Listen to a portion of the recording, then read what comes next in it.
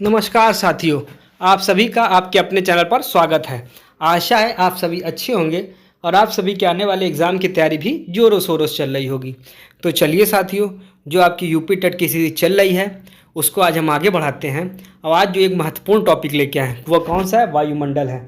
यह जो देखिएगा, ये 10 से 15 मिनट का एक टॉपिक होगा जो आपको 2 से 3 नंबर पक्के करा के जाएगा। अभी तक हमने जितने भी प्रीवियस ईयर के पेपर किए हैं, आपने देख रहा होगा कि प्रीवियस ईयर के जो है ईवीएस के जो है पेपर्स कराए जा रहे हैं। उसमें आपने देखा होगा इस टॉपिक से बिना इस टॉपिक को किए हुए कोई भी जो है पेपर बन ही नहीं रहा है, और उसमें कम से कम 2 से 3 प्रश्न भी बनना है। तो चलिए साथी, आज जो हम इनको जो है पूरा निपटारा करते हैं और आज शुरू करते हैं। तो क्या है वायुमंडल, समझते पहले। वायुमंडल क्या होता है? जो पृथ्वी होती है, पृथ्वी को घेरे हुए गैसों का आवरण जो होता है वायुमंडल कहलाता है। देखिए, यह तो पूछा नहीं जाएगा कि वायुमंडल की परिभाषा या चीज़ नहीं पूछी जाती। मेन जो पूछा जाएगा टॉपिक, अभी हम लोग उसको समझा जाएगा, वायुमंडल की परतों को। मगर जो है कुछ चीज़ें समझ लेनी चाहिए कि पृथ्वी को घेरे हुए क्या होती है, गैसों का आवरण जो होता है वायुमंडल कहलाता है। इसमें अन्य भी चीज़ें होती है, जैसे जलवाष्प हो गया, धूल कण हो गया, यह सब भी होता है वायुमंडल में होती हैं। इसके अलावा आपको पता होगा कि वायुमंडल जो होता है इसमें जो होती है कई गैसें भी होती हैं। चलिए इन गैसों के बारे में देख लेते हैं। तो ये जो गैसें हैं वायुमंडल में, इनसे कई बार प्रश्न पूछे जाते हैं। जैसे क्या है कि वायुमंडल में सर्वाधिक मात्रा में पाई जाने वाली कौन सी गैस होती है? यह होती है नाइट्रोजन। कौन सी होती है? नाइट्रोजन। इसके अलावा ऑक्सीजन कितने परसेंट पाई जाती है?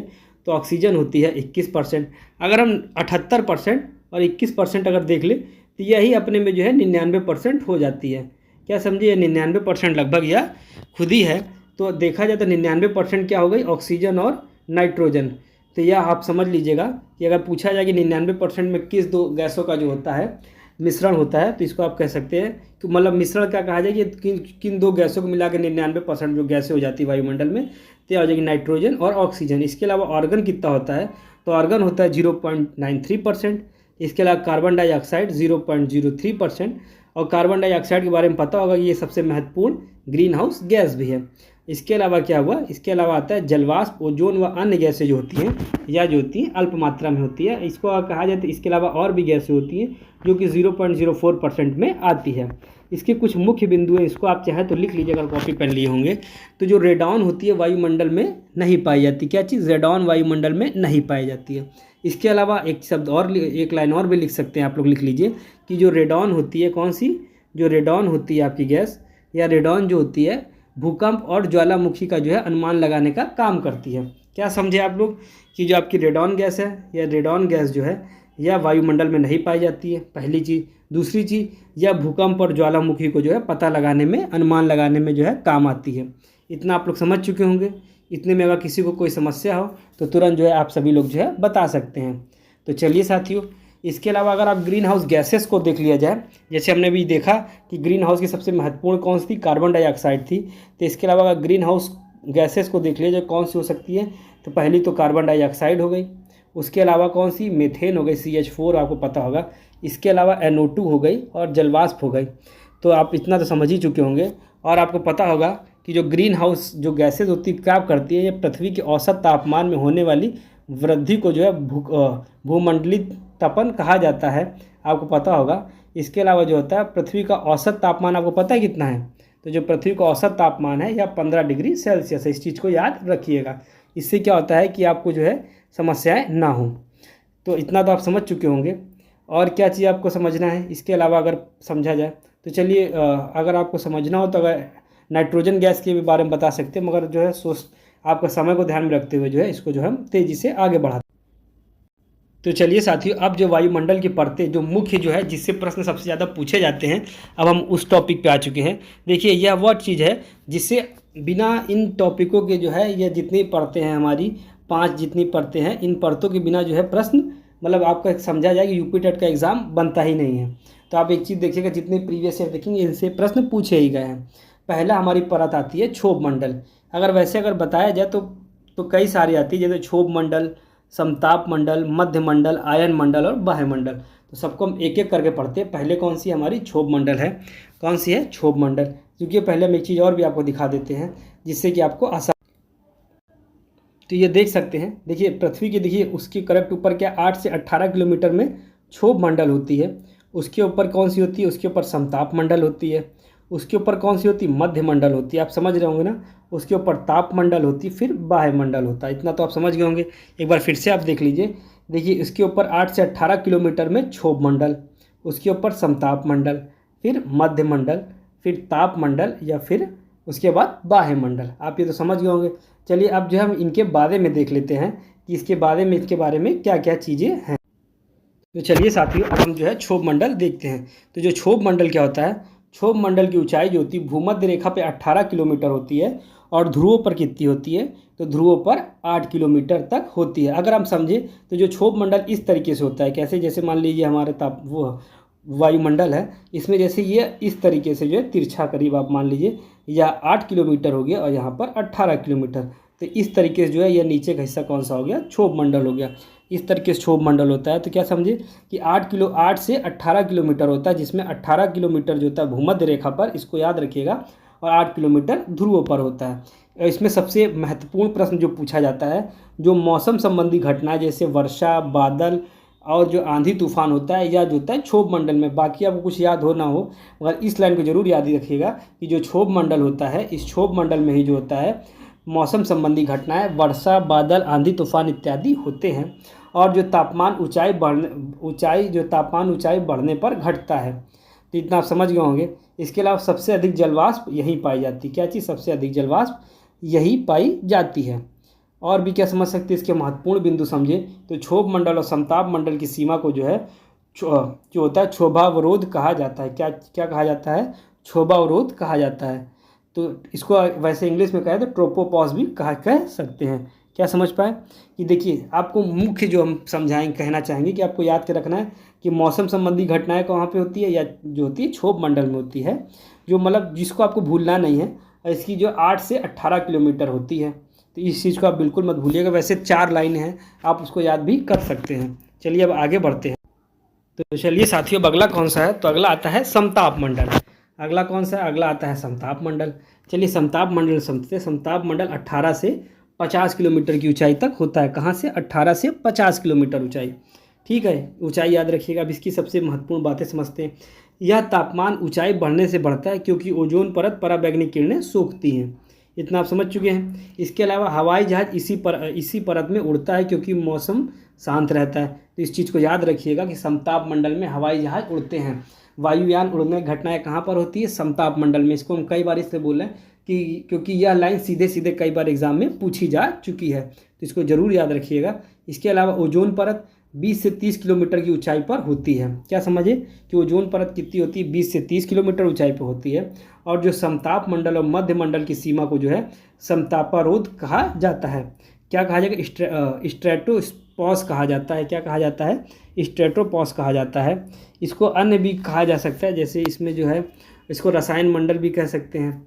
और इसके अलावा क्या कहा जाता है, इसमें क्या क्या होता है अगर देखा जाए तो यह जो होता है कि ओजोन मंडल जो है इसमें पाया जाता है। क्या पाया जाता है, ओजोन मंडल इसमें पाया जाता है। और अगर आपको एक चीज़ पूछी जाए कि ओजोन परत किस में पाई जाती है, इसको याद रखिएगा, तो यह समताप मंडल में पाई जाती है।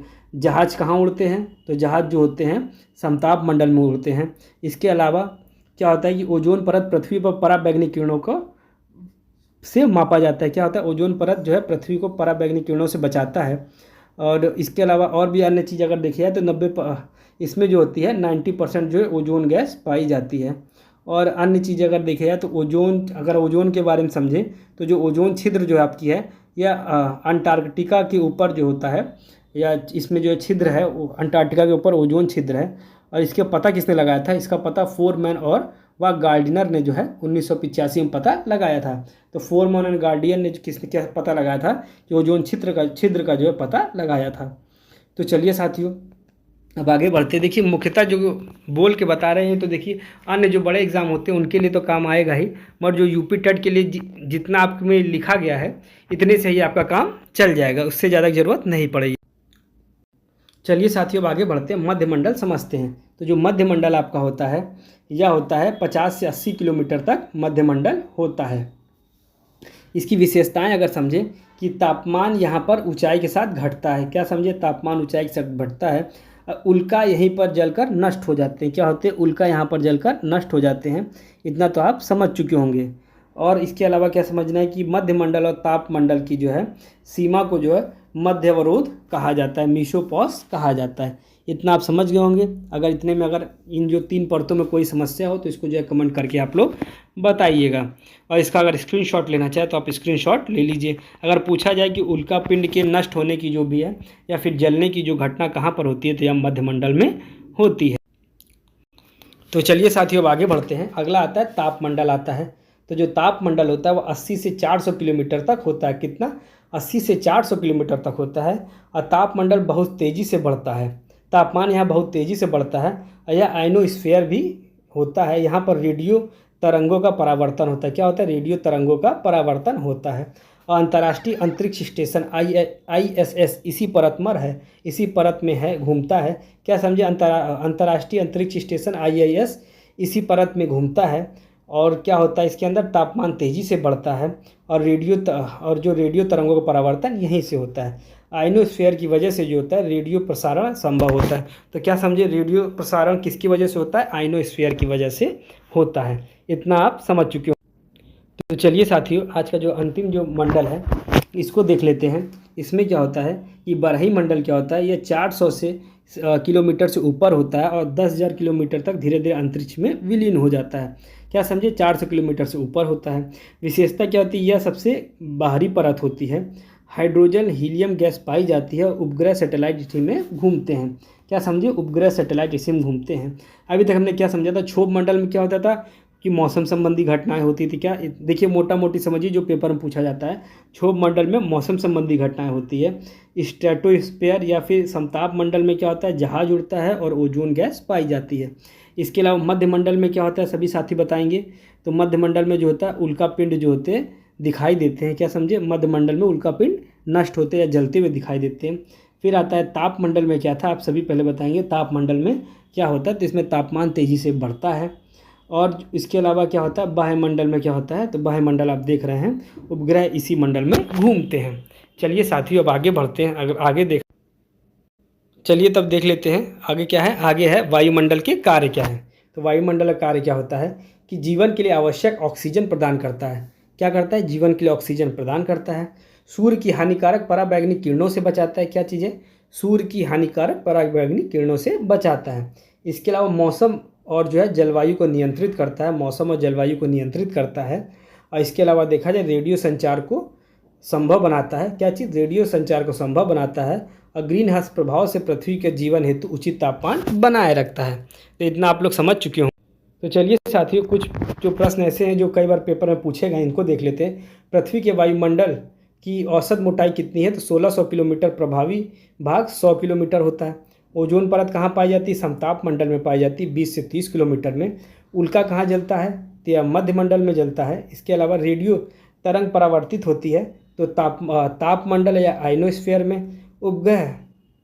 उपग्रह परिक्रमा करते हैं तो बारही मंडल में। और मौसम संबंधी घटनाएं जो होती हैं यह कहाँ पर होती है? सभी साथी बताएंगे। तो यह होती जो है क्षोभ मंडल में जो होती हैं। तो क्या समझ पाएँ? इतना आप समझ चुके होंगे। चलिए साथियों अब हम इसका एक निचोड़ देख लेते हैं। यह देखिए, ये देखिए क्षोभ मंडल में क्या हो रहा है। ये देखिए मौसम संबंधी घटनाएं घट रही हैं। और क्या चीज़ है? 8 से 18 किलोमीटर में है। इसके अलावा समताप मंडल में क्या है? ये देखिए जहाज उड़ रहे हैं समताप मंडल में और 15 से 20 किलोमीटर में है। मध्य मंडल क्या है? 50 से 80 किलोमीटर जिसमें ये देखिए उल्काएँ जल रही हैं। इसके अलावा क्या 80 से 85 से जो है 600 किलोमीटर का आयन मंडल है। और जो इसके ऊपर क्या चला गया वायुमंडल जो है यह जो होता है इसमें जो होते हैं आपके जितने भी आपके सैटेलाइट होते हैं वह घूमते हैं। तो चलिए साथियों यह टॉपिक आप ठीक से एक बार देख लीजिएगा। यदि ना समझ में आए तो एक बार फिर समझिएगा क्योंकि इससे जो है कई प्रश्न पूछे जाते हैं। और इसके अलावा अगर आप चाहें तो जितने प्रीवियस ईयर के पेपर एक बार अगर ना किसी ने देखे हो तो उसको आप लोग देख सकते हैं जिससे आपको इस टॉपिक की महत्व जो है समझ पाएँ। तो चलिए साथियों धन्यवाद।